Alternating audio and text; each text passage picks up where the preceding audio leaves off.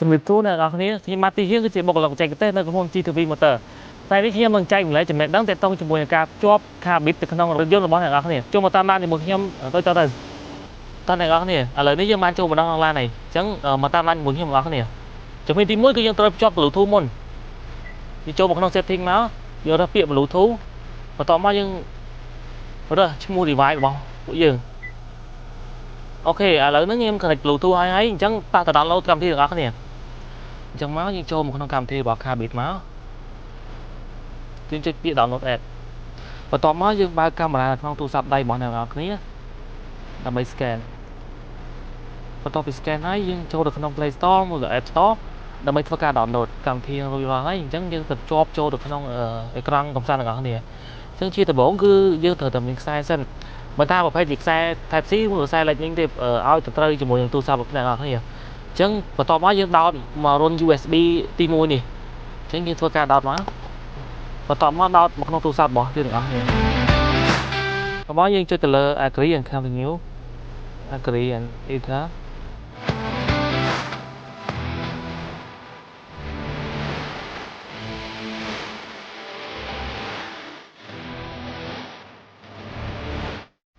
បន្ទាប់មកយើងចុចទៅ Mirror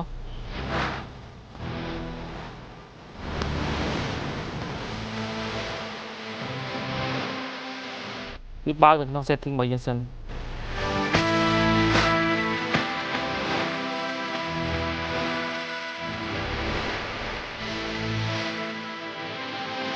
អូខេ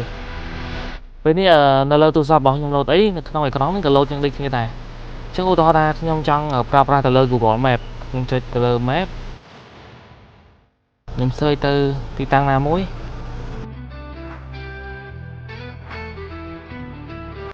ឧទាហរណ៍ថាឥឡូវនេះខ្ញុំ search ទៅ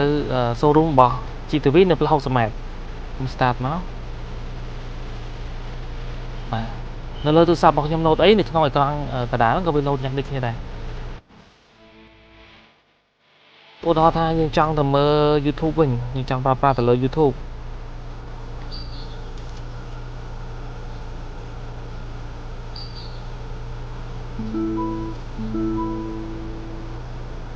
ឧទាហរណ៍ថាយើងចង់មើលទៅលើវីដេអូអីមួយឧទាហរណ៍ថា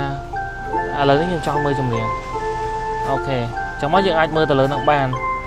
ចង់តម្លើងសលេងចង់ទៅសលេងក៏បានដែរ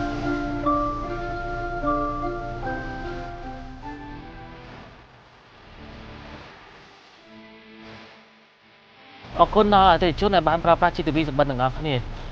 រាល់បញ្ហាឬមួយក៏ទាក់ទងជាមួយនឹងការប្រើប្រាស់ផ្សេងៗអាច comment នៅខាងក្រោមវីដេអូនេះបានជួបគ្នានៅវីដេអូក្រោយជម្រាបលា